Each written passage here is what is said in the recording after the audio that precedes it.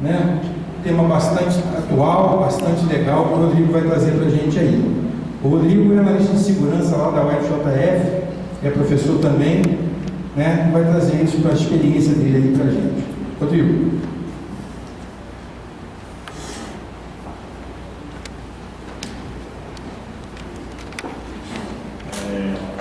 Boa noite a todos aí.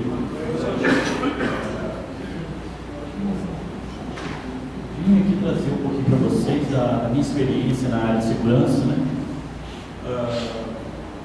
Isso para quem trabalha com redes, já está acostumado a lidar com isso.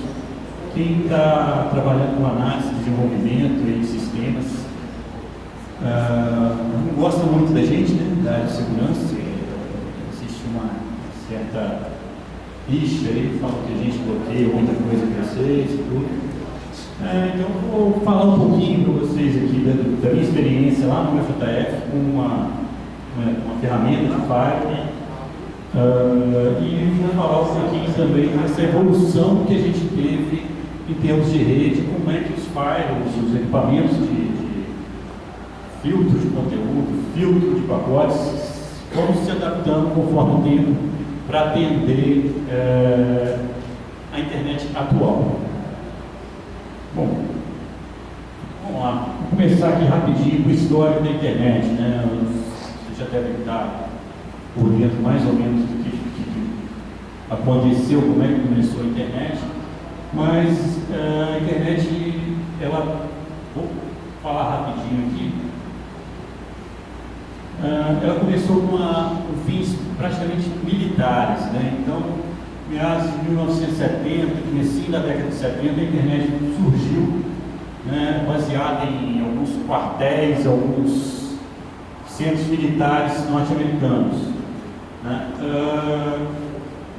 Depois de algum tempo, tá, com a criação do TCP/IP, de alguns protocolos, ocorreu aí uma entrada do pessoal mais acadêmico, científico na rede, com a criação da NSFNet, que é uma rede para fins acadêmicos. E em 86, então, a gente tem o que a gente conhece como internet hoje, né? A internet atual sendo criada. Chegou no Brasil em 89, meados de 89, só para a rede acadêmica, tá? Só a RNP que existia na época, né, que é a Rede Nacional de Pesquisa, que existe até hoje, é um dos backbones da internet do Brasil. E entre 93 e 94, com a invenção do browser, ela passou a ser explorada comercialmente, né? Então, até 1994, o que a gente tinha era basicamente militar e acadêmico, né? São redes, vamos falar assim, mais fechadas, e não existia a exploração comercial, não tinha nada das empresas terem uma página na internet, uma coisa nesse sentido. Até porque, antes de existir o browser, eu não tinha nem a internet como a gente conhece hoje. Fotos, na época fotos já era muita coisa, mas até aqui a internet era basicamente troca de mensagens através de e-mail, né? E um pouco além disso seria arquivos, troca de arquivos, coisa bem limitada. Inventaram o browser, 93, 94. 94 a internet comercial chegou no Brasil, e em 97 todo mundo começou a usar massivamente então a internet. Vamos ver um pouquinho aqui, voltando lá atrás, a tecnologia, né, uma timeline da tecnologia, a criação 500 a.C. aqui do Álvaros, foi o primeiro, vamos falar assim, considerado o primeiro computador do mundo. Em 1821, o primeiro computador foi inventado, nessa época um computador manual. Em 39 foi o primeiro computador elétrico, usando a eletricidade. Tá? Um computador que usava praticamente assim, energia para alimentar quase uma cidade inteira, era usado o computador. 71, o primeiro e-mail foi enviado. 73, primeiro computador com interface gráfica. 75, os primeiros computadores para ser usados em casa, coisa rara, mas já os computadores pessoais começaram em 75. Em 83, conforme eu passei lá no slide, a internet foi criada. E em 94, 11 anos depois, começou a web, né? O web servir na internet. Aqui um timeline, então, começou com a ARPANET, criação do FTP, TCP/IP, internet, que foram as bases, são até hoje as bases da internet atual. E, meados dos 80, a internet como a gente conhece. Criação, então, da World Wide Web em 90, e aí começa os browsers, né, Netscape, Mosaic, e começam as aplicações também, né? Yahoo, Amazon, Google, Wikipedia, YouTube e tudo que a gente tem na internet. Então a gente sai no começo dos anos 70, lá meados dos anos 70, de caracteres, texto, mensagens de texto, BBS, coisas básicas, para hoje em dia, aqui está em 2012, né, a gente tem de tudo na internet. Compras, telefonia, banco, vídeos sob demanda, vídeo, vamos falar assim, streaming, que são, por exemplo, Netflix aí, né? Vê que está estourando. Então, a internet saiu de quase nada para quase tudo, vamos falar assim. E é interessante a gente ver como que foi a evolução da internet, o tempo que ela levou para evoluir. Tá? Algumas tecnologias aqui e o tempo que elas demoraram para atingir 50 milhões de usuários. A eletricidade levou 46 anos. O automóvel, né, os carros levaram 35 anos. Telefone, 30 anos para atingir 50 milhões.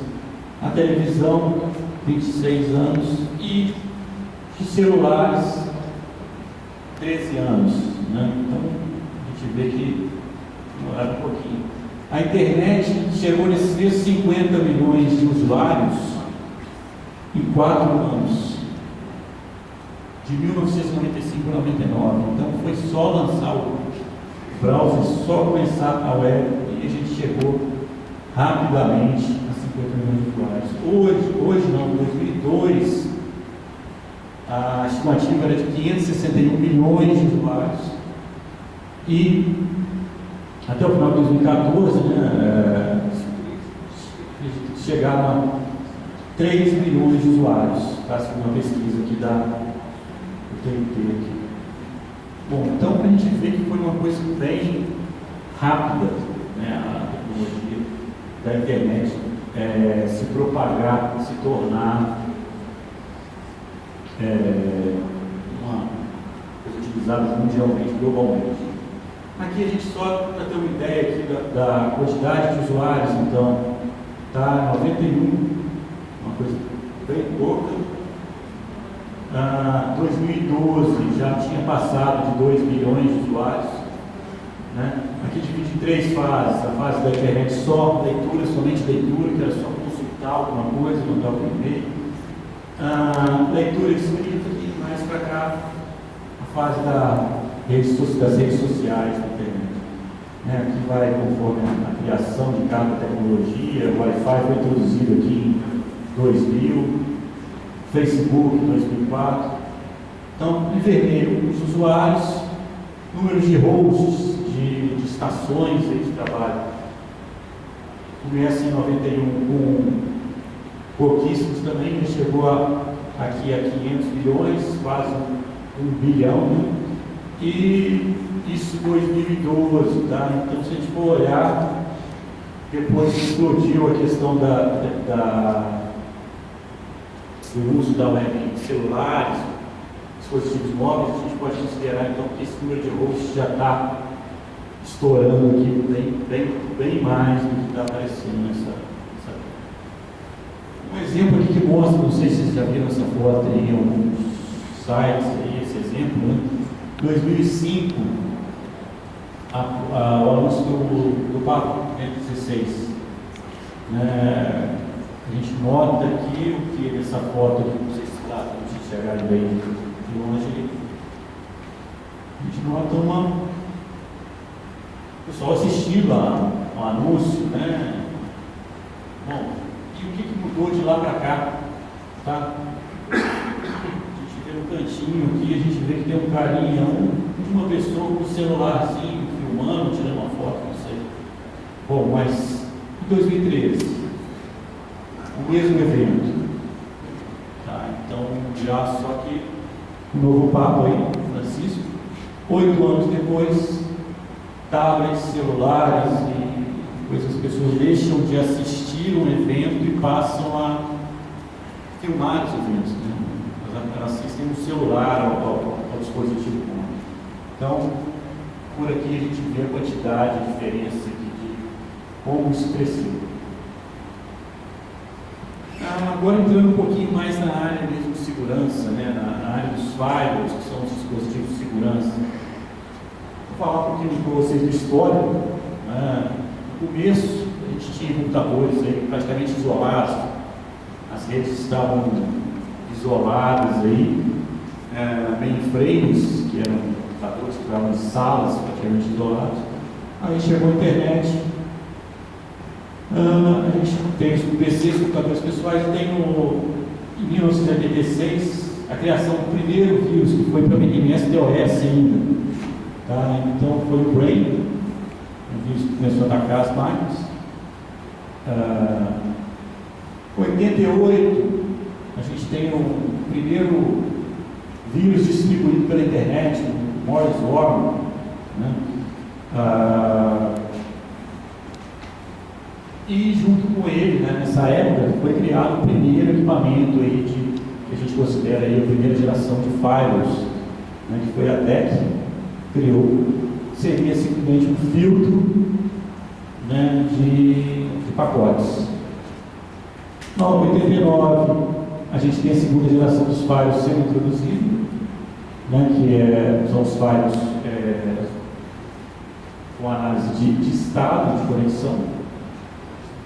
91, o primeiro firewall que inclui gateways de aplicação, começa a entender um pouquinho das aplicações.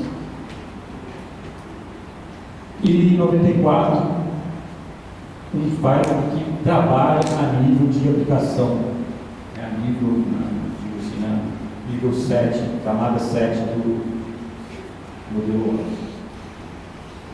95, primeiro vírus de macro, tá? O primeiro vírus do Word lá, que dá para trabalhar, para tirar isso e espalhar aquela beleza.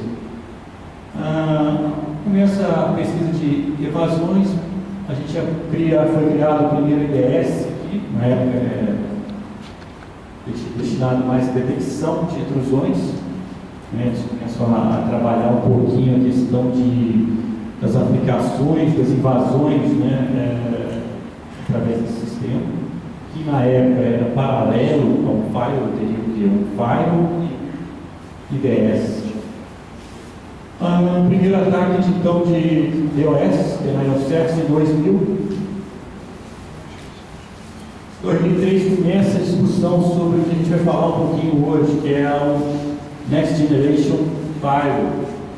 São os firewalls de próxima geração, de nova geração. Aí eu começo a ter então mais aplicações sendo adicionadas aos firewalls. Em 2006, por exemplo, eu começo a ter web, aplicações web. 2008, outros tipos de ataques, que, por exemplo, o config, né, que até hoje ainda está espalhado, vamos falar assim, está enraizado nas redes de computadores e foi inventado, foi criado em 2008. Aqui mais algumas coisas e a gente chega no firewall, atualmente completou então a tecnologia de firewall 25 anos. Tá? Começando então detalhando um pouquinho essa tecnologia, A primeira geração de firewalls, então, foi criada em 1980, né, com a necessidade, então, de começar a ver o que entra, o que não pode entrar na minha rede, né? Antigamente, como é que eles faziam esse bloqueio? Tá? Era no roteador, diretamente, eu tinha minhas listas de acesso, e eu bloqueava, então, alguma coisa que eu queria, alguma porta, algum endereço, vamos falar assim, através dos roteadores. Eu tenho, então, eu conheço essa primeira geração de firewalls como firewall de filtragem de pacotes. Tá? Então, basicamente, como é que ele funciona? Tem um pacote vindo de fora da minha rede, tem algumas regras que falam, olha, isso pode, isso não pode. Aquele pacote está autorizado sim, passa, está negado, ele é descartado. Essas regras eram baseadas em quê? Basicamente em endereço IP. Então eu falo com base no endereço IP, olha, a rede tal, endereço IP pode acessar a minha rede, ou não pode, ou pode acessar através de qual porta. Então, assim começaram os firewalls. Uma evolução dos firewalls, já em 1990 mais ou menos, foram os firewalls de inspeção de estado, os stateful filters. Qual que é a grande diferença deles? Eles trabalham até a camada de transporte do modelo OSI, então eles chegam a ver o estado da conexão. Então eu já não tenho mais aquela coisa de pegar cada pacotinho e olhar o endereço IP e deixar passar ou não. Aqui eu já analiso um pouco mais, eu analiso a conexão. Então se eu liberei para o cara a porta 80 da www, se eu liberei o 80 para poder passar na minha rede, a partir do momento que a conexão TCP, que o three-way handshake é fechado lá, aqueles pacotes daquela conexão podem trafegar baseado no estado de conexão. A conexão foi aberta, eu não vou precisar filtrar, passar mais por todos os pacotes. As regras continuam sendo estáticas, né? Tem uma lista de regras, mas eu já tive um grande avanço com essa questão. E a 94, os firewalls de terceira geração. Tá? Firewalls que começam a entender um pouquinho dos protocolos. Então eles começam a entender, por exemplo, o funcionamento do TCP, o FTP, que é o protocolo de transmissão de arquivos, DNS, FTP. Então ele começa a bloquear um pouco mais, ele pode ver se o cara não está na porta 80, que era para estar trafegando HTTP, não está trafegando algum outro conteúdo. Né? Então eu começo a pesquisar e a ter mais acesso para saber, bom, o cara está tentando trafegar informações, por exemplo, encriptadas aqui para o HTTP, né? Isso aí não está legal. Então, você começa a ter uma visão melhor. E geralmente esses firewalls já começam a usar também serviço de proxy, que é o que? O cara na rede interna não acessa mais a rede externa diretamente. Tá? Para ele, então, é uma maravilha, a visão dele, ele está acessando diretamente. Mas ele passa tudo que ele pede ou recebe da rede, passa por um servidor que a gente pensa como proxy. Né? Então eu peço uma página, eu quero acessar uma página. Ok, eu mando um pedido para o meu servidor de proxy. O servidor, então, ele vai fazer o pedido lá na rede, por exemplo, uma página do UOL, do Terra, e ele vai receber, só ele depois vai passar isso para mim internamente. Para mim, como usuário, eu não estou enxergando isso. Minha visão é simplesmente de que eu pedi a página e ela chegou. Bom, atualmente, tá, as tecnologias mais atuais aí, em termos de firewall, dispositivos UTM, que são dispositivos de gerenciamento unificado de ameaças. Então eu passo agora a ter vários serviços que antes eram todos separados em uma caixa, tá? Em um dispositivo só. Aqui não dá para vocês verem de longe, mas eu tenho o firewall em si, eu tenho o IPS, né, que é a prevenção de intrusão, eu tenho controle de aplicações, eu tenho filtro web, eu tenho anti-spam, antivírus de gateway, várias funcionalidades que antes eram separadas, eu posso colocar hoje num só appliance, num só dispositivo, numa caixa. Tá? Com isso eu ganho bastante em termos de administração. Tá? Bom, mas esse dispositivo UTM, vamos ver aqui se tem um outro slide. Então ele tem várias capacidades, firewall, VPN, gateway antivírus, de novo, todos que a gente comentou numa caixinha só. Bom, a gente falou de firewalls de nova geração, não está falando de VPN, aqui eu só coloquei um exemplo aqui de alguns fabricantes, né, são fabricantes comerciais desses equipamentos, sendo que a Fortinet e a Checkpoint são os tops de linha nesse mercado aí, esses dados são de agosto. Só que os UTMs, vamos falar assim, com o passar do tempo, alguns anos, o pessoal começou a ver algumas deficiências. Né? Então, os UTMs, o novo UTM, foi destinado mais para equipamentos para pequenas e médias empresas, né? Com até, vamos falar assim, 1.000 usuários, ele aguenta bem. E foi criado um nome novo no mercado, os institutos de pesquisa, aí, algumas fabricantes criaram um nome novo para equipamentos de alta performance. Então, daí surgiu esse nome, Next Generation 5. Para ambientes corporativos, né, 5.000, 10.000 usuários. Hoje na universidade a gente tem trabalho com um deles. E aí a gente tem 7.000, 8.000 usuários acessando a internet. Né? Então, o que ele ganha em relação ao outro? Basicamente, maior performance, maior throughput, maior taxa de transferência de dados, passando pelas análises. Então, eu analiso o antivírus, eu uso o IPS, eu uso o firewall com uma velocidade muito maior do que eu tinha antes, até nos UTMs.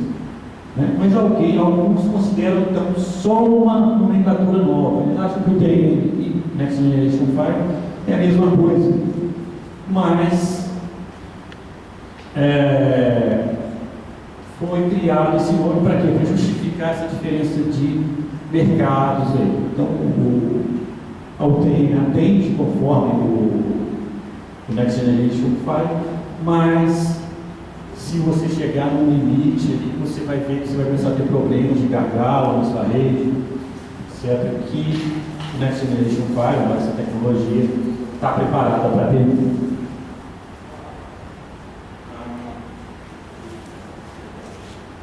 Aqui estão algumas comparações aqui só de alguns fabricantes e o que eles têm de diferente em si. Você vê que tem firewall, VPN, IPS, antivírus, filtro de conteúdo,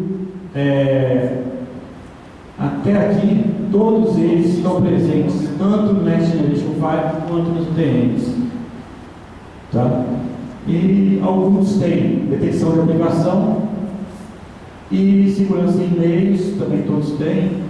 A outra inovação também é a proteção de vazamento de dados, DLP, Data Leak Prevention, né, que só tem, aliás, tem em todos Next Generation, mas UTMs, né? Então a única coisa que tem de diferente nessas aplicações que eles rodam são a detecção de aplicação. A gente vai ver com detalhes essa questão da detecção por aplicação, que isso vai ser bem interessante. É uma inovação que fez uma grande diferença.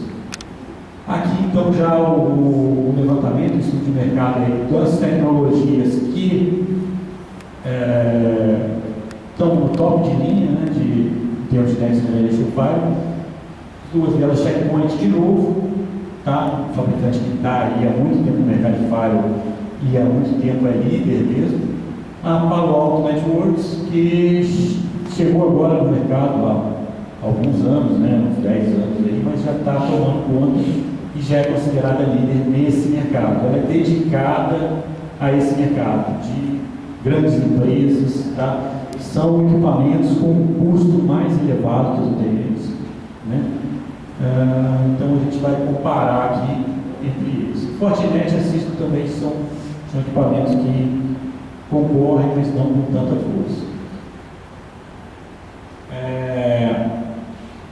Eu posso falar aí com conhecimento de causa que eu já utilizei as duas ferramentas na própria universidade.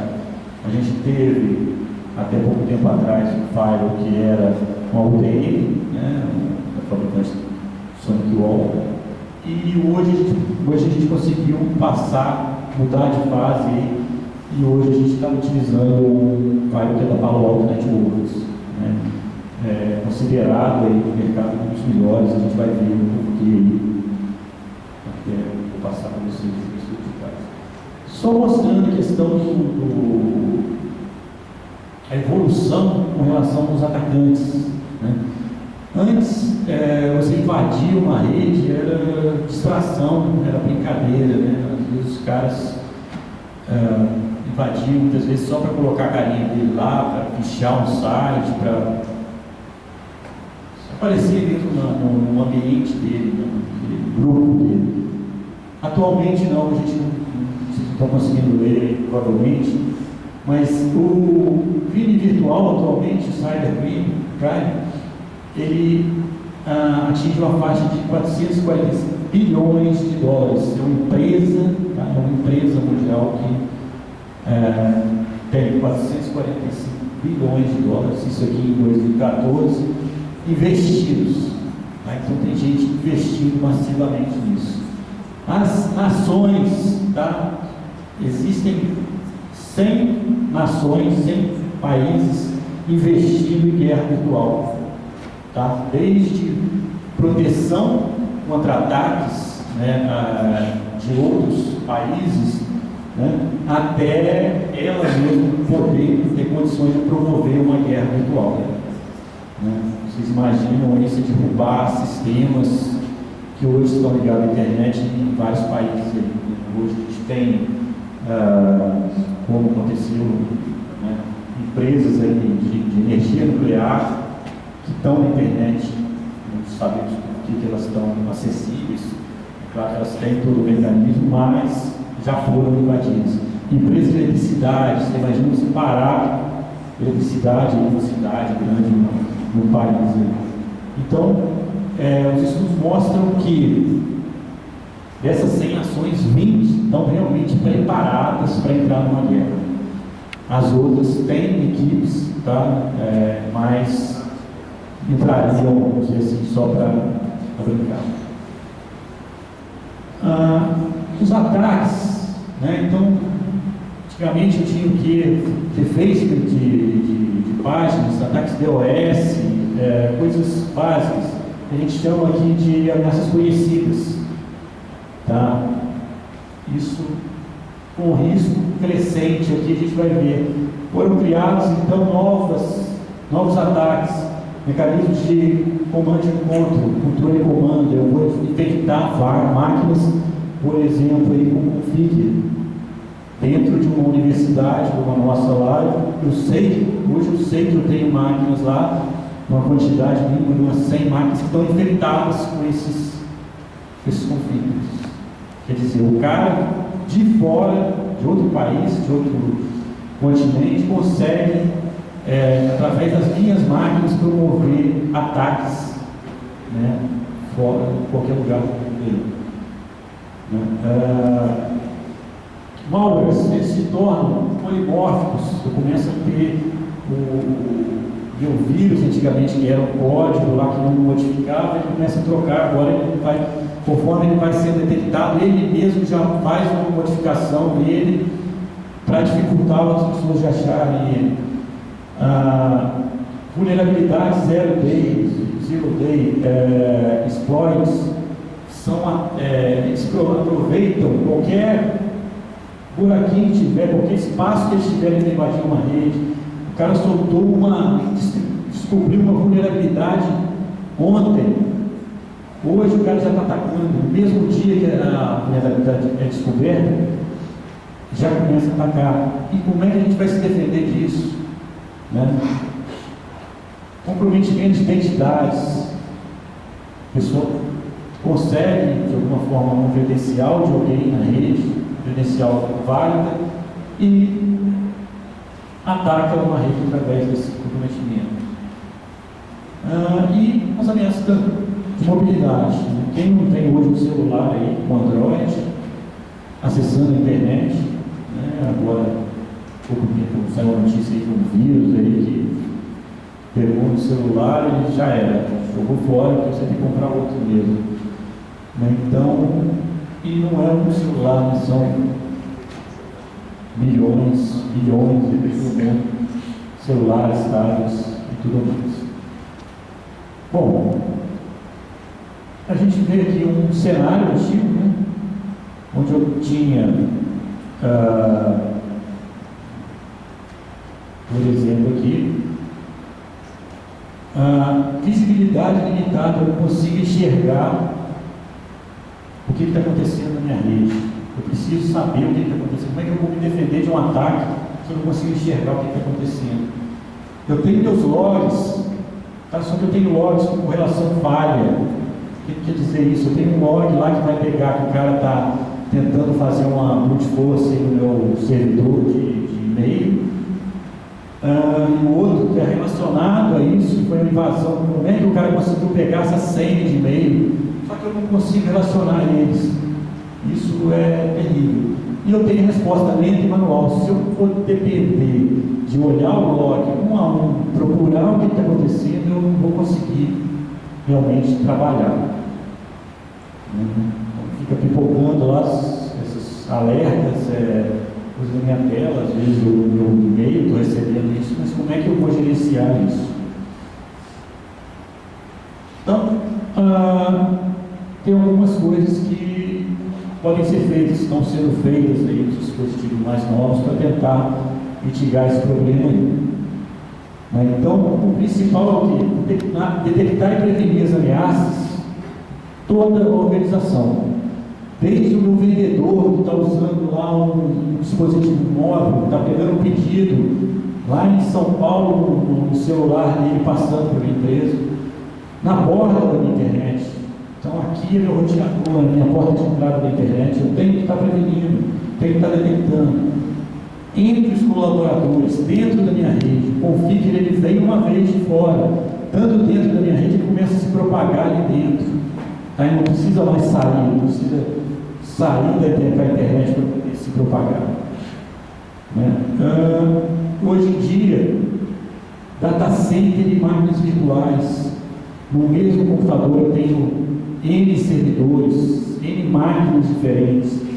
Né? Então, como é que vai proteger ali dentro, de uma máquina para outra? E, na última moda aí, né, as clouds privadas, públicas e híbridas. Nuvem, armazenamento em nuvem. Quem aí hoje em dia também não está cheio de arquivos lá no Dropbox, né, SkyDrive da Microsoft, que aonde ele vai, qualquer computador que ele vai, ele consegue acessar as mesmas informações. O próprio browser hoje em dia, o Chrome, né, você acessa seu browser aqui e vai acessar em casa, você tem os mesmos favoritos, tudo configurado. Como você viu, essas informações ficam na nuvem. Como é que a gente protege, então, a nuvem? Então, aí eu vou passar um pouco agora da experiência mesmo do que a gente usa lá na universidade, o que foi proposto para a gente, que Palo Alto Networks oferece para a gente ter uma solução para esses problemas que a gente está comentando aqui. Então, o que eles oferece, né, para a gente. Identificação e controle das aplicações, independente de porta. Eu não quero saber mais negócio de porta, gente. Porta 80, hoje você passa de tudo. Era só HTTP, mas hoje não. É vídeo, é HTTP. Realmente não tem controle. Conteúdo criptografado. Como é que eu vou controlar o que está vindo se está criptografado, se o cara usou SSL? Poxa, eles estão oferecendo isso. Identificação e controle de usuários independente do IP dos dispositivos. Então, se o cara acessa a rede pelo celular dele, né, ele usa a minha rede corporativa, pelo celular ou pela máquina, pela estação de trabalho, eu posso identificar quem é o usuário. Então eu já não identifico só pelo IP, mas IP é uma coisa muito vaga. Se 10 pessoas usam aquela máquina, eu posso saber qual aquele usuário que usou para fazer um ataque, para baixar um vírus, baixar alguma coisa que fosse de acordo com o objetivo da empresa. Proteger contra ameaças conhecidas e desconhecidas. É o Zero Day. É você, como é que você vai reagir a um vírus que você não sabe nem que existe? Ninguém nunca tinha pego antes. A visibilidade, então, sobre as aplicações, usuários e ameaças. Eu ter isso na minha frente, eu conseguir enxergar isso. Eu tenho lá no meu log. Pô, milhões de linhas de log. Como é que eu vou enxergar isso? E um desempenho para atender, aceitar tudo isso, que tem que ser cotidianamente. Eu não posso ter latência. Imagina se para cada pacotinho o cara for analisar ali, demorar uma quantidade que, né, antigamente a gente acessava a internet aí, para baixar uma página, a gente levava uns 2 minutos, 3 minutos. Hoje disso, até 2 minutos, a gente já jogou o computador fora, né?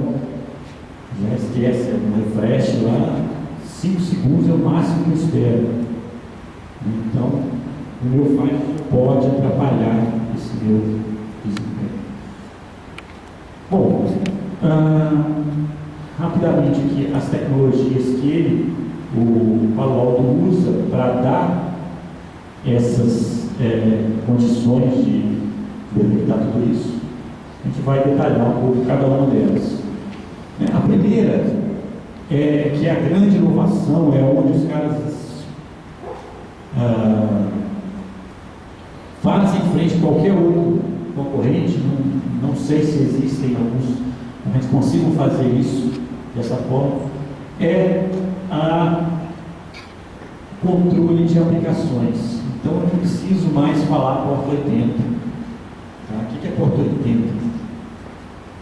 Porta 80 a gente vai ver aqui o que pode passar por ela nesses slides aqui. Mas como é que eu faço isso? Eu tenho que ter visibilidade em todas as aplicações. Eu quero saber se o cara está usando na página que ele está usando algum aplicativo, o cara está acessando porta 80 para usar o Facebook. É um aplicativo web. Mas o que ele está fazendo lá no Facebook? Ele está usando um chat lá, ele está usando o Messenger lá do Facebook, ele está fazendo Skype, usando Skype para quê? Fazer alguma. Trocando chat lá, conversando, trocando mensagens, ou ele está usando telefonia no Skype. Como é que eu vou saber isso? Eu preciso dessa visibilidade. Eu tenho que permitir as aplicações necessárias por usuário, né, ou por grupo de usuários.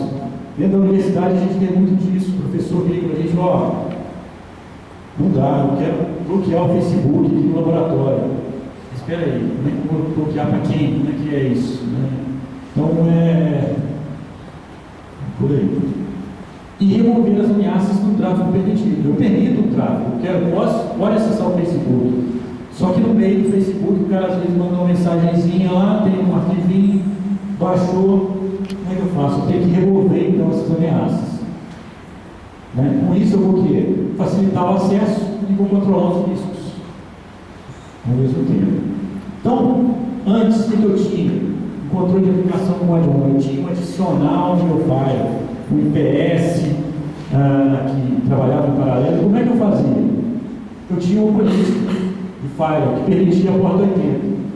Então, ok, a porta 80 está permitido, todo mundo pode acessar. Rodrigo, ele é bem de vez, o sistema de endereço suporte, ele passa a trabalhar só na aplicação? Na versão da aplicação? Ele pode trabalhar com porta ainda. Tem as duas, eu vou mostrar as telas depois para vocês. Ele pode trabalhar com as duas coisas. Eu posso ou somente a porta, somente a aplicação, ou os dois juntos. Eu posso falar, olha, eu quero que acesse, posso acessar SMTP, que é a porta 25, mas eu quero que o cara possa acessar o SMTP em outras portas também. Ou eu quero que o SMTP seja acessível somente pela porta 25. Então, se o cara tentar passar algum SMTP lá pela porta 25, ele não vai conseguir. Então, ele tem toda essa maleabilidade ainda. Bom, então eu falo ali, porta 80 está permitido. Só que aqui a gente tem alguns exemplos de aplicações que rodam na porta 80. Google, Skype, N coisas aqui. Tá? YouTube, por aí vai. Então, nesse momento eu estou permitindo. Só que no segundo momento, então, no meu IPS, um outro equipamento, outra visão lá, uma outra regra, o que eu faço? Eu permito o Facebook.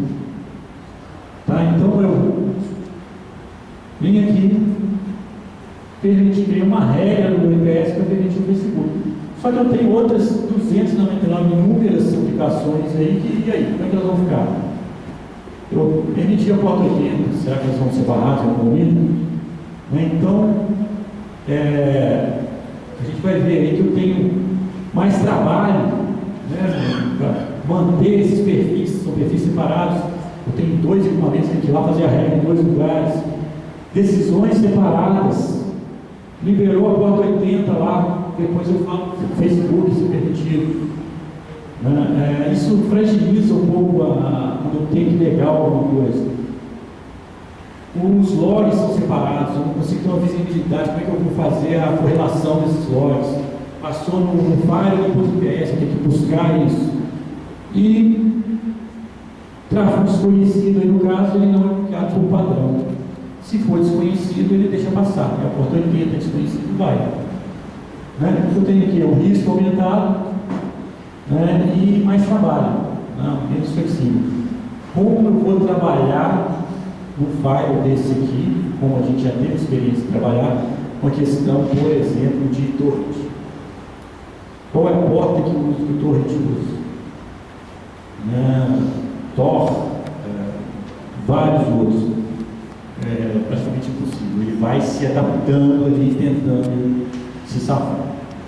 Bom, quando eu tenho então essa permissão de aplicação, essa análise da aplicação no firewall, o que eu ganho? Eu vou simplesmente criar uma regra, permitir o Facebook. O resto, as outras aplicações, que ele não conhece, não consegue identificar, o que ele vai fazer? Vai barrar. Tá? Então agora eu tenho um caminho só. Uma política, tem que administrar só uma regra, uma política. Eu tenho um modelo de controle aqui, por exemplo, que é permitido pela política. O Facebook é permitido, o resto é negado. Tá? Isso aqui é um firewall. Ele é feito para bloquear as coisas que você não quer. Então você consegue fazer isso tudo aqui de uma forma mais fácil.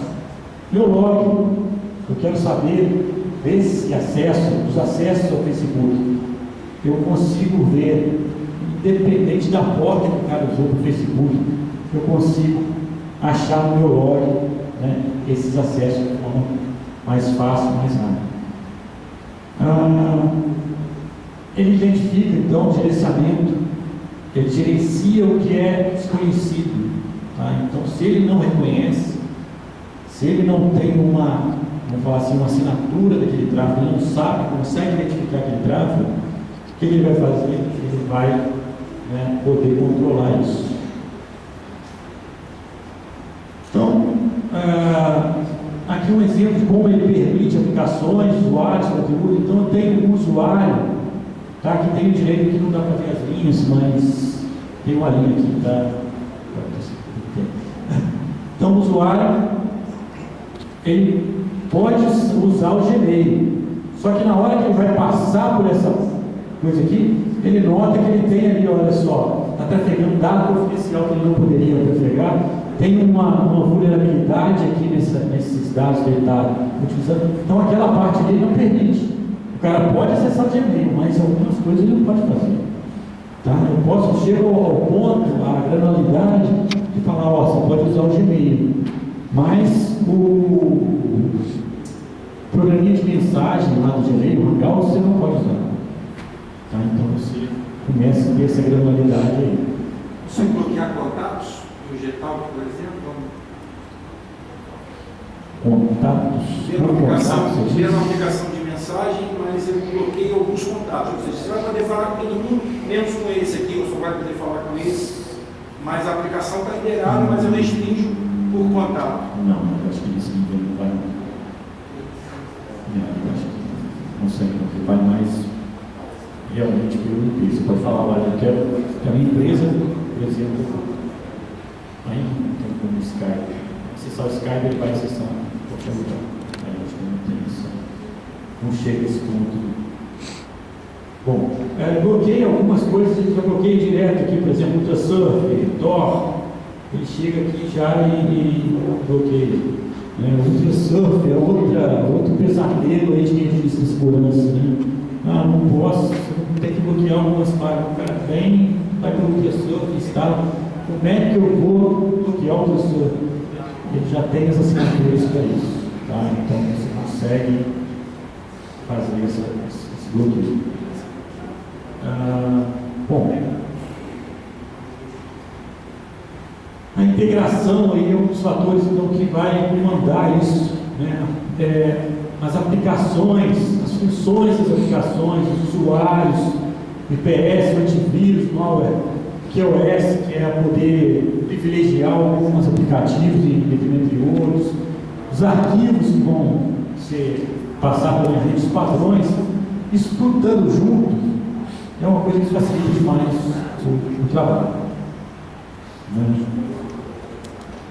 Trabalhando com aplicações, usuários e conteúdo.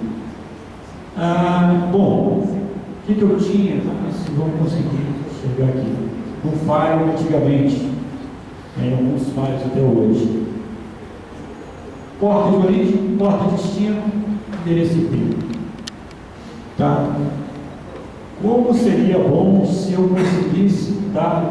Trafeguei, então, eu sei que trafegaram 344 KB aqui, na porta 443, né, desses dois IPs aí. Como seria bom se eu conseguisse falar que nessa conexão, nesses 344 KB aqui, trafegou o quê? Ela pegou um arquivo PDF, ela baixou um arquivo PDF, ele usou uma aplicação, SlideShare, tá? O nome do arquivo que o cara baixou, tá? O PDF, o grupo do usuário, o usuário que baixou isso, tá? Então ele vai associar aquele IP ali, aquele cara. E o protocolo realmente que trafegou. Ele usou SSL ali, que é um protocolo criptografado, mas as informações ali estão em HTTP. Tá? E até de onde é o destino. Tá? A URL. Então são detalhes aí que você consegue explicar. E muito melhor ainda, se você descobre, por exemplo, que o arquivo, por exemplo, .pdf, lá não era um .pdf, era um executado. Né? Nesse sentido aí também te ajuda bastante. Né? Aqui então, por exemplo, um arquivo da China e tal, esse arquivo que parecia um PDF lá, na verdade estava dentro dele lá, ocupado, ali guardadinho, um arquivo executado. Né? Então, conseguindo enxergar isso, a gente está assim, um passo grande à frente aí para poder ajudar a gente nessas condições. A segunda parte que eles usam, que eles valorizam bastante, a identificação do usuário. Tá? É fundamental que eu saiba que é o usuário. Pelo IP, eu posso ter 10 caras que usaram a mesma máquina. Agora, o usuário não. Se eu conseguir identificar o usuário, se eu chego,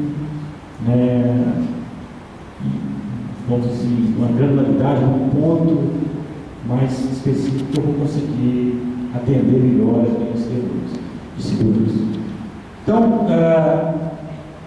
eu posso, como é que eu vou identificar esse usuário? O cara precisa fazer um login no meu File? Não, o File já tem a capacidade de trocar informações com vários programas aí já estão há mais tempo no mercado. Então o cara identificou no Microsoft Exchange, que é um programa de e-mail lá. Ele fez com a conta dele, o cara já conseguiu identificar, olha, esse usuário do Exchange é aquele cara que está atrelado a esse IP. Aqui é o Novell, o diretório da Novell, antiga Novell.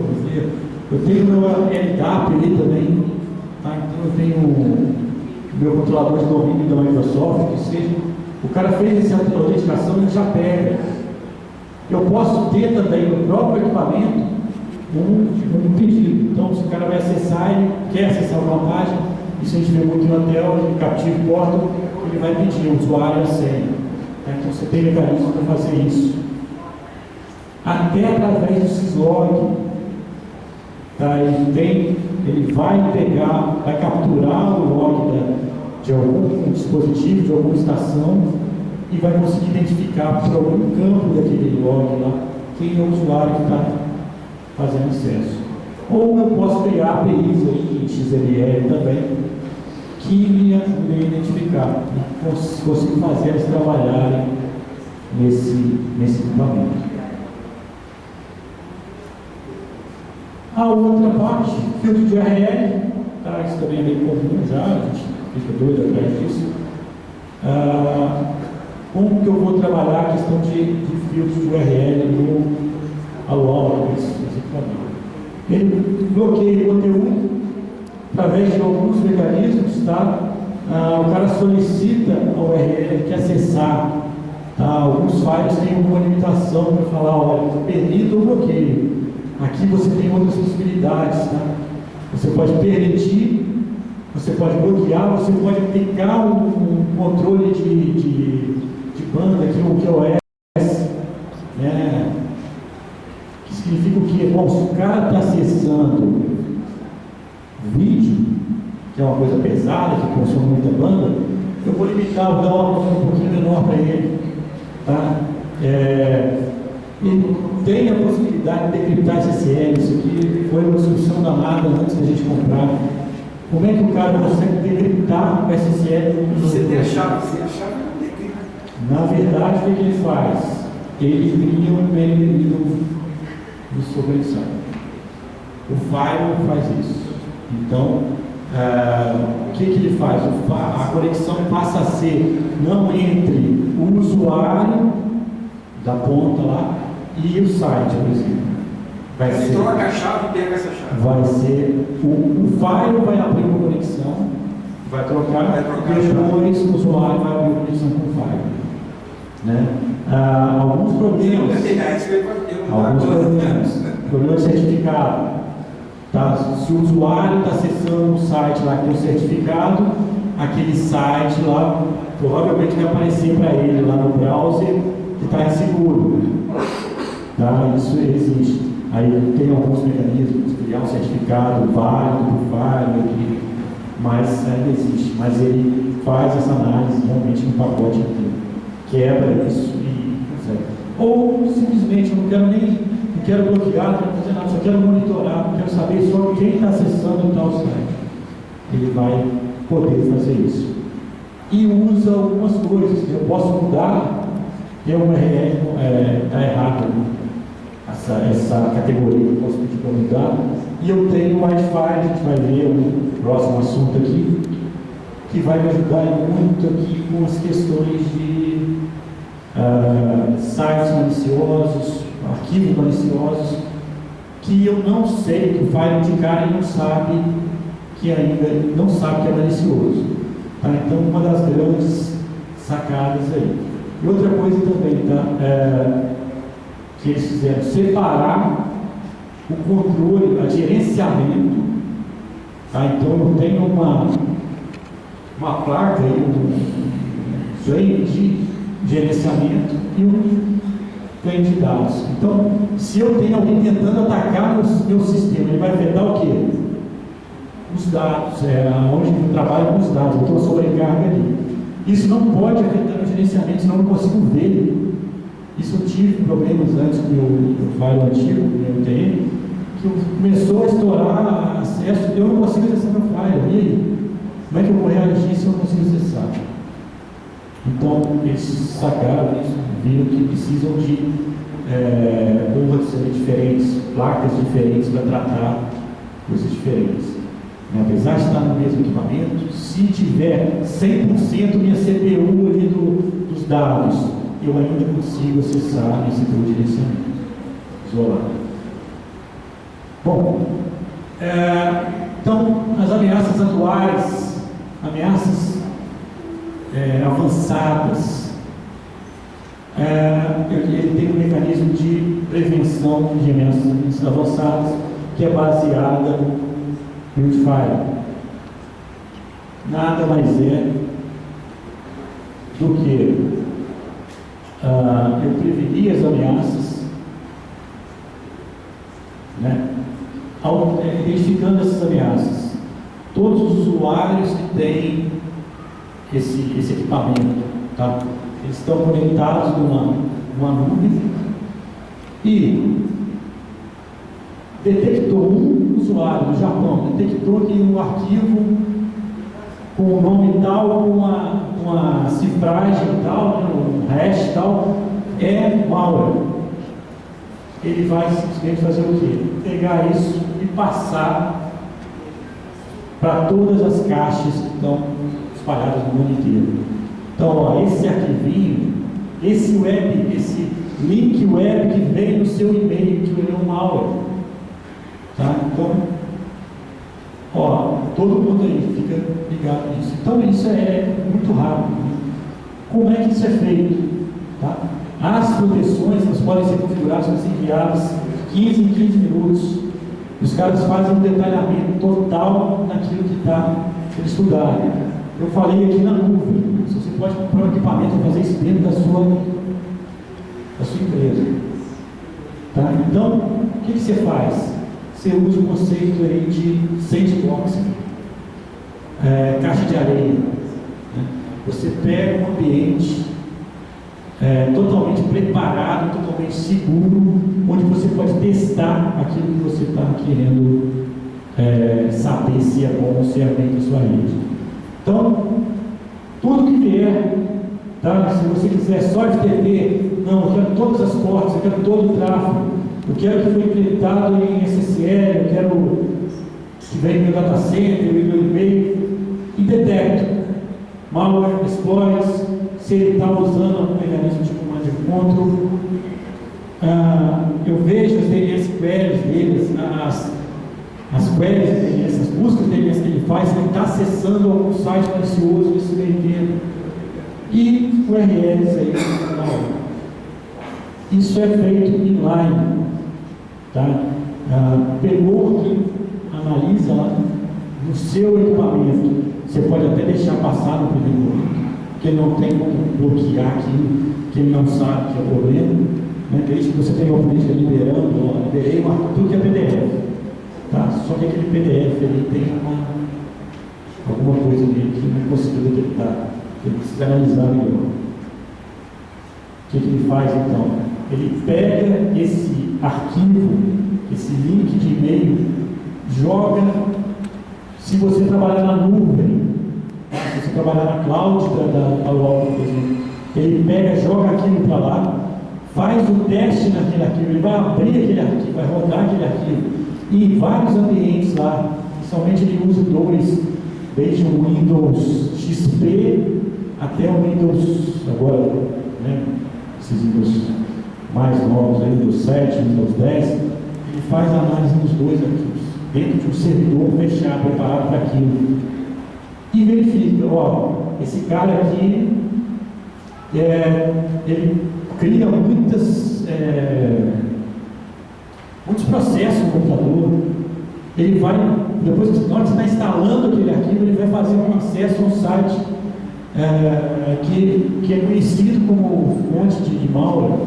Então tudo isso ele analisa. Então ele verifica se aquele cara disfarçado ali, né, que ele está disfarçado em um arquivo normal, se ele é um outro cara que já foi reconhecido no mundo inteiro. Então se ele for igual ao cara que já foi reconhecido, beleza, não preciso nem saber, o cara já é malware, não vai entrar na minha rede. Mas e se eu não sei?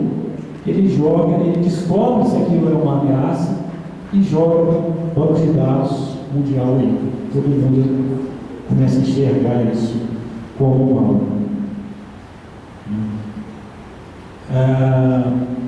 Link de e-mail, tá? Link malicioso, phishing, coisas assim. Ele viu que passou no seu servidor de e-mail lá no SMTP um e-mail que tinha um link que não era conhecido, é suspeito. O que eu faço? O que ele faz? Ele, em vez de mandar só para o meu servidor de e-mail, ele vai mandar para a nuvem também, ou para o equipamento que vai fazer essa pesquisa em sandbox. A mesma coisa, ele vai clicar, como se eu clicasse no meu computador lá, naquele link, e visto que ele vai acontecer. Tá? Então ele analisa o que aquele link está fazendo.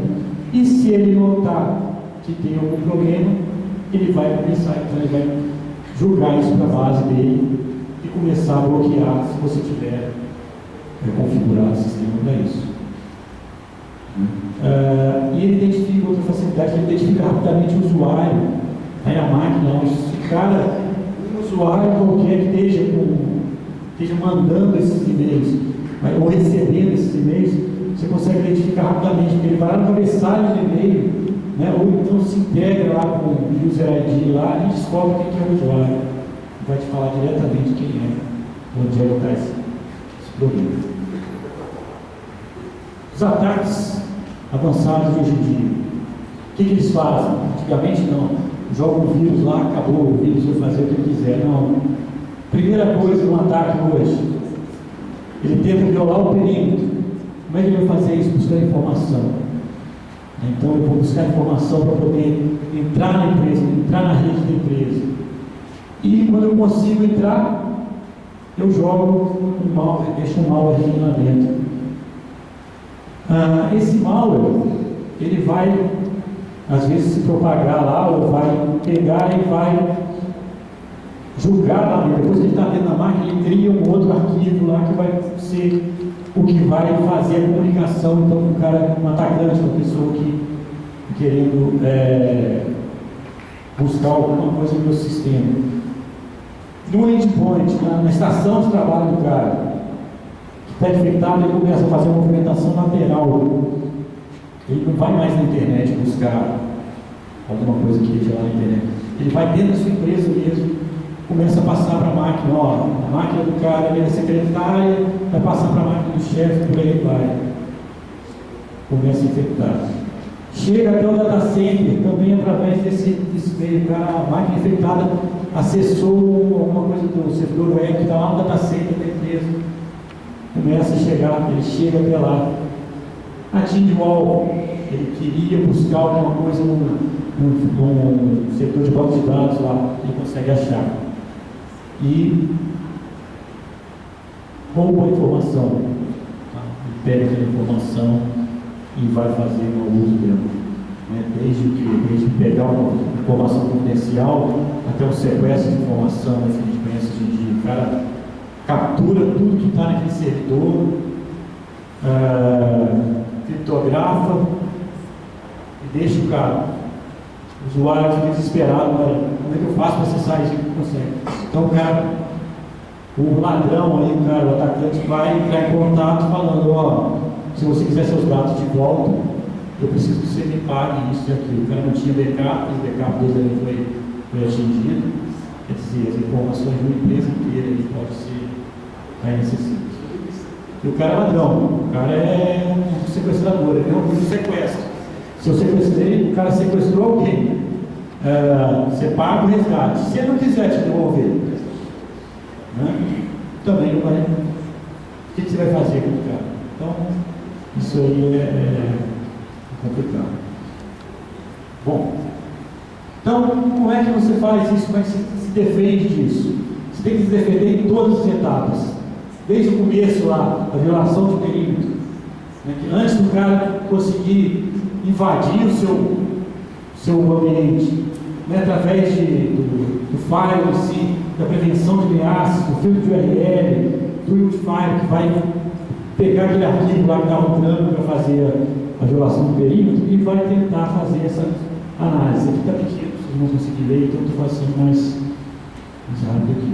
A entrega, então, do executável, eu posso ter desde essa análise que é feita no Wi-Fi, né, o sistema vai analisar aquilo numa caixa de areia, no sandbox, como eu posso ter na estação do usuário traps, gatilhos, que quando acontecer alguma coisa, seja estranha, que esteja, depois ele vai disparar um alerta que vai, a partir desse momento, começa a capturar os dados, a fazer análise daquilo e bloquear que aquilo passe para frente. Movimento lateral, essa passagem de uma máquina para outra, de ambientes, de setores, dentro da empresa, tenho que fazer o controle, o que está passando, eu não posso fazer só o controle mais, então, do que está saindo da internet. O firewall tem que permitir que eu monitore, então, o que está passando dentro da minha rede.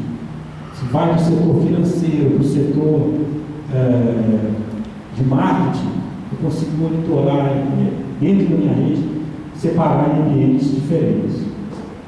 Né? E, novamente, o Wi-Fi também, ele viu que passou pelo firewall algum arquivo ali que está estranho, deixa eu ver o que é isso aqui antes dele passar para frente. E a fuga de dados, né? Prevenir a fuga de dados com bloqueando a saída, né, dos dados para algumas URLs que a gente já sabe que estão mandando para lá, é roubado.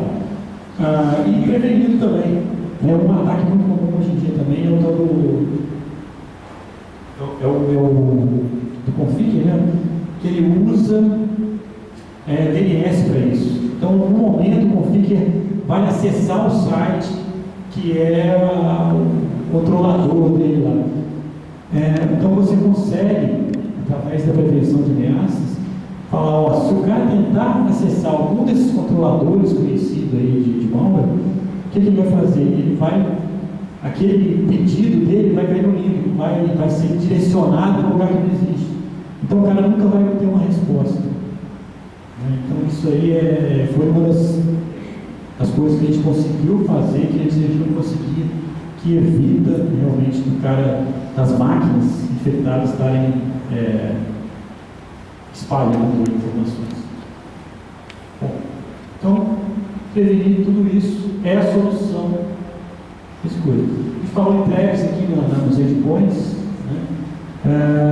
São o que? Os gatilhos, né? A gente tem aí milhares de novas vulnerabilidades descobertas por ano. Só que as técnicas, né, de exploits, elas são de 2 a 4 por ano. Apesar de terem milhares, a técnica que eles usam, a tecnologia utilizada para fazer isso, são poucas. 2 a 4 por ano, perto de milhares. E malware, milhões todo ano descobertos. Mas as técnicas para construção ou para propagação desse malware são entre 10 a 100 por ano. Então, se eu tiver condições de colocar uma trap lá, que vai injetar armadilhas lá no processo, então o cara abriu um documento PDF, a trap vai estar de olho lá. Tentativa do exploit, então, tentativa que esse PDF está fazendo, vai ser atacado pelos traps. Algumas ações são disparadas, o que começa a coletar os dados, eu quero saber o que está acontecendo aqui. O processo disparado aqui, malicioso e finalizado, e o administrador é notificado, olha, essa máquina aqui, botou alguma coisa que não deveria. Então, o ataque é bloqueado e eu tenho, se eu tiver meu gerenciador lá, esse relatório enviado para o gerenciador, eu tenho uma base de todas essas informações. O que eu preciso? Está aqui, não existe mágica. Eu preciso de um hardware que é a rede. Separado, controle, tá? Aqui eu vou controlar, aqui eu vou falar, vou fazer minhas configurações, aqui eu vou monitorar, tá? O que está acontecendo. Aqui é a questão da rede, eu não posso perder tempo de rede nisso. Então eu tenho equipamentos de rede no switch, embutido no meu equipamento, como se eu tivesse um switch, um equipamento interno dentro do firewall, na verdade é isso. E os dados, para tudo que eu vou fazer, eu tenho CPUs, conjuntos de CPUs trabalhando em paralelo, né, para aumentar esse processamento. Tá? 20 gigabits sendo processados aí por segundo, coisa que até alguns sorteadores nem conseguem, né? Mas eu tenho que ter equipamentos que dê essa condição, senão não consigo fazer essa brincadeira aí. O que eu tinha? O problema que eu tinha antigamente, se eu tinha que passar por controle de aplicação, IPS, SPY, antivírus de dados, tinha uma latência enorme, que o cara ia pegar aqueles dados, o pacotinho ia passar em um por um. Tá? O que eu tenho que ver? Cada um eu tenho um pouquinho, então eu tenho tempo enorme aí para fazer isso. Eles patentearam um sistema que, quando eu vou fazer isso, todos esses mecanismos trabalham em paralelo. Tá? O pacote só entra aqui uma vez. Eu passo pelo IPS, o SPY antivírus, e depois eu tenho um diagnóstico no final, de uma vez só. Tá? A latência aqui é muito menor, não consigo ter esse impacto aí. Então, como é que isso funciona? Nuvem para ajudar a estar sempre atualizado, o firewall mesmo, Next Generation Firewall, e controle dos pontos de acesso nos endpoints, estação final do usuário. Esse triângulo aqui faz a tecnologia deles. Bom, aqui eu vou mostrar para vocês então uma dúvida. Como é que você consegue fazer isso? Uma maneira de regra, onde você trabalha todos esses pontos. Então aqui uma tela que a gente pegou, que mostra um exemplo aqui de uma configuração de uma política de segurança nesse firewall. Tá? Aqui vocês veem as abas, diferentes abas. A primeira, você simplesmente vai colocar o nome da regra, né, alguma coisa assim. Em seguida você diz a origem. Tá? Sua regra, toda regra tem uma origem. Né? E essa origem aqui vai ser uma zona do seu firewall, uma área separada do seu firewall. Então eu tenho internet, que é fora da minha rede, eu tenho redes confiáveis, eu tenho um DMZ, que aparece aqui, eu tenho, por exemplo, eu posso colocar aqui até meu departamento, tá? Que eu quero falar do departamento aqui, beleza. Conforme, aqui eu tenho uma zona aqui separada com meus bancos de dados. Tem aplicações que são específicas que eu preciso funcionar com banco de dados. Eu simplesmente configuro isso aqui. Tá? E meu endereço. Se eu quiser liberar para todos dessa zona, do DMZ, alguma coisa assim, eu só ponho somar com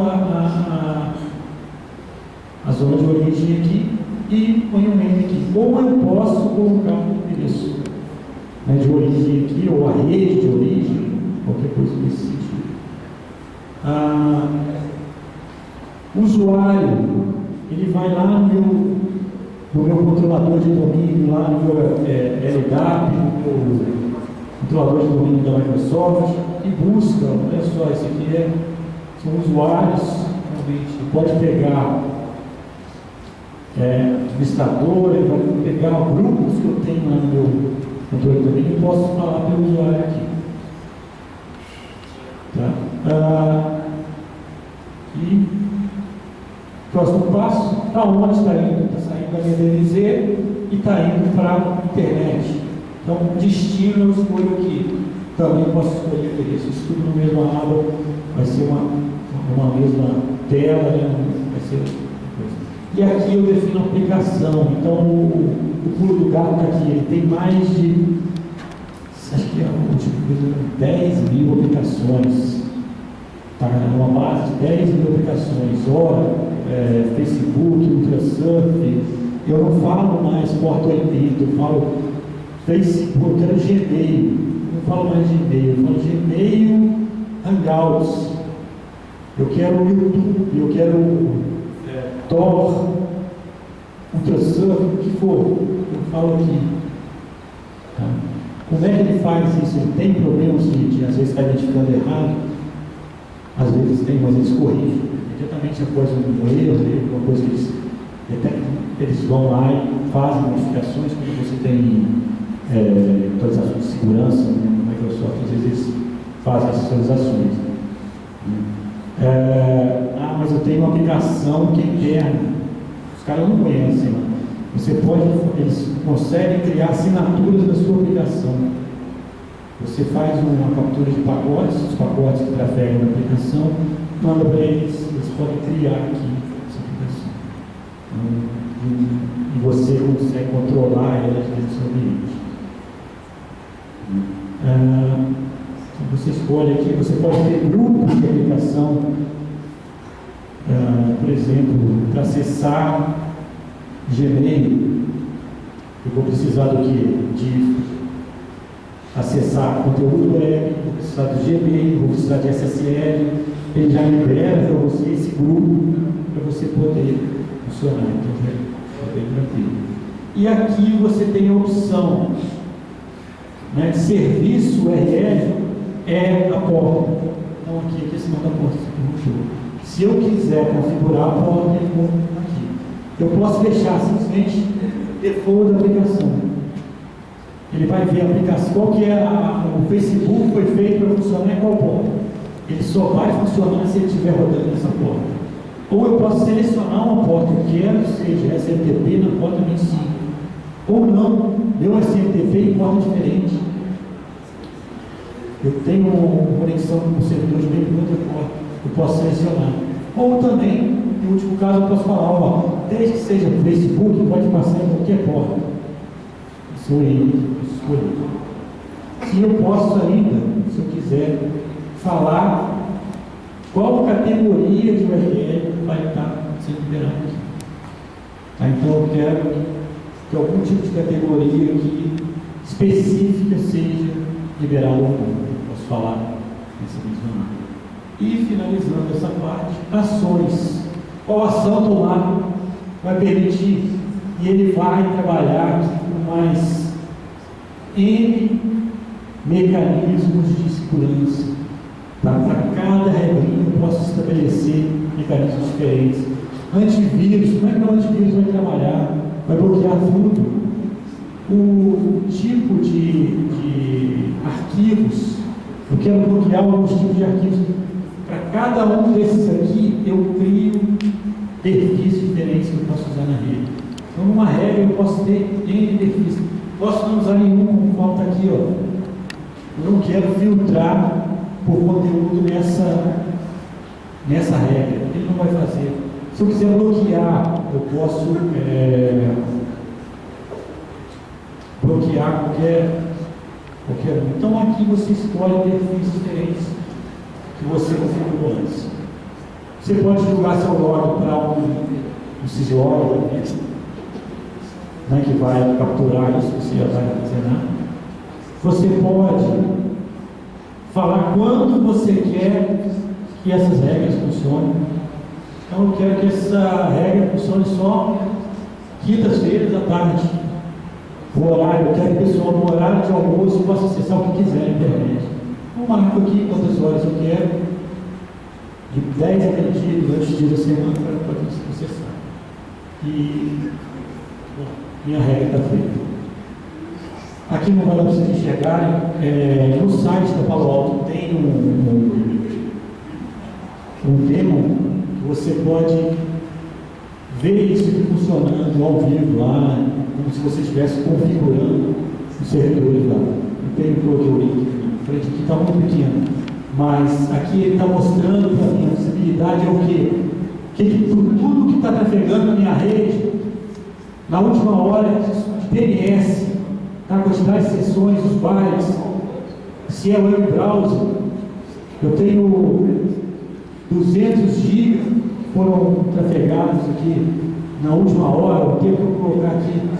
E nesses acessos de web, tem 775 ameaças detectadas durante todo esse tráfego. Então tem 3,3 milhões aqui, né, megas de sessões, milhões de sessões, e 275 ameaças nessas sessões. Clicou em DNS aqui, ele vai, aqui embaixo ele põe de tudo, tá? Se eu escolher algum aqui, ele vai detalhar para mim as informações só de DNS, só de conteúdo web, só de Skype, tá? O que tiver aqui. E as ameaças ficam aqui. Isso tudo é uma tela só, tá? Cortei, até está cortado aqui, mas é só uma tela que vai te mostrar isso tudo. Se eu escolher qualquer tipo de ameaça aqui, veio user login brute force attempt, eu cliquei em cima daquilo ali, ele vai me mostrar a origem dos ataques, destino dos ataques, tudo na mesma tela, assim, ele vai expandindo aqui conforme eu vou abrindo aqui. Isso aqui é uma das telas também, que mostra para mim os ataques. Nesse momento aqui, ele está mostrando os ataques chegando na rede. De onde estão vindo? Da Rússia, China. Conforme o tamanho aqui da bolinha aqui, Estados Unidos, ele está aqui, a quantidade maior de ataques. Então, você pode falar, eu quero 100 maiores atacantes. E para onde eu também, se eu estou atacando, às vezes eu estou atacando. Né? Não sei, mas eu estou mandando alguma coisa lá. Eu posso escolher um formato bem pensamento de forma bem assim, fácil de se enxergar. Isso aqui é uma análise do Wi-Fi, só um exemplo também, coisa rápida. Ele pegou um arquivo, esse arquivo aqui, w2p2 iac.es. Ele mandou para a nuvem para analisar, tá? Ele não sabia que era esse arquivo. Detectou um malware. Se ele deu um veredito aqui, malware, ele vai gerar um relatório aqui para mim. Esse relatório, por exemplo, aqui tem mais de 200 páginas, tá? De um arquivo, falando tudo o que esse arquivo fez para poder ser considerado um malware. Aqui ele rodou esse arquivo em duas máquinas virtuais, uma com Windows XP e uma com Windows 7, e fez análise. Todos os processos que ela disparou, se ela tentou acessar algum site fora, tudo isso ele vai dar nesse relatório. Esse relatório aqui é gerado em PDF também, né? Você pode acessar lá, você pode ver o PDF. 200. Aqui o que ele analisa para falar se o cara é ou não um malware. Conectou numa porta HTTP no padrão, fora do padrão, startou o processo, criou, modificou um arquivo, conectou com um domínio malicioso, como é que está? Está vendo ali, aquilo que ele está no máximo. Então, assim ele faz essa análise. Bom, finalizando então, estão 2 livrinhos aí, estão em inglês ainda, mas interessante se vocês tiverem interesse, baixar, você baixa no site, é só botar o nome lá que vocês conseguem. Falam sobre os prints e os files e os links aqui para 3 fabricantes aí que trabalham, são fabricantes de pontos dessa tecnologia. Para Palo Alto, a Fortinet também, hoje tem formas de mercado, e a Checkpoint, né? E é isso aí. Vamos ver se eu